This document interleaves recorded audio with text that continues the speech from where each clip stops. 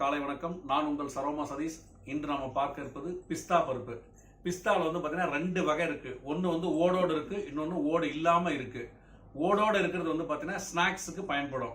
இது வந்து பார்த்தீங்கன்னா சால்டட் அண்ட் ரோஸ்டட்னு சொல்லுவாங்க. ஓடை உடிச்சிட்டு நம்ம சாப்பிடணும். இது நல்ல டேஸ்டா இருக்கும். திரும்ப திரும்ப சாப்பிட சொல்லும். அந்த அளவுக்கு அற்புதமா இருக்கும். அதே மாதிரி ஓடு இல்லாம இருக்கிறது பார்த்தீங்கன்னா குழந்தைகள் முதல் பெரியவர்கள் வரை எல்லாருமே சாப்பிடலாம். இது சத்து மாவை தயாரிக்கிறதுக்கு சத்து மாவுல இதை வந்து ஆட் பண்ணிக்கலாம். லைட்டா வறுத்து அந்த மிதமான சூடு ஆறுனதுக்கு அப்புறம் வறுத்து மாவை அரைச்சோம்னா நல்லா பதமா இருக்கும், நல்லா இருக்கும். இது வந்து பாத்தீங்கன்னா நம்ம உடம்புல வந்து பாத்தீங்கன்னா சர்க்கரையை வந்து கண்ட்ரோல் பண்ணும், வெயிட்டை வந்து மேனேஜ்மெண்ட் பண்ணும், பாடிக்கு தேவையான புரதச்சத்து கொடுக்கும். சண்டை போடும்போது கூட சொல்லுவாங்க பாருங்க, நீ என்ன பெரிய பிஸ்தாவான்னு. அப்படிப்பட்ட பிஸ்தாவா மாறணும், உடம்புல பலம் வேணும்னா கண்டிப்பா இந்த பிஸ்தாவை நம்ம ஒவ்வொருத்தரும் எடுத்துக்கணும். எங்க கிட்ட 50 கிராம்ல இருந்து 10 கிலோ பெட்டி வரைக்கும் பிஸ்தா கிடைக்குது. தமிழ்நாடு முழுவதும் ட்ரை ஃப்ரூட்ஸ் எல்லாமே டெலிவரி கொடுத்துட்டு இருக்கோம். எங்க சேனலை மறக்காம சப்ஸ்கிரைப் பண்ணுங்க. பெல் பட்டன் ஒரே அழுத்திருங்க. நன்றி, வணக்கம்.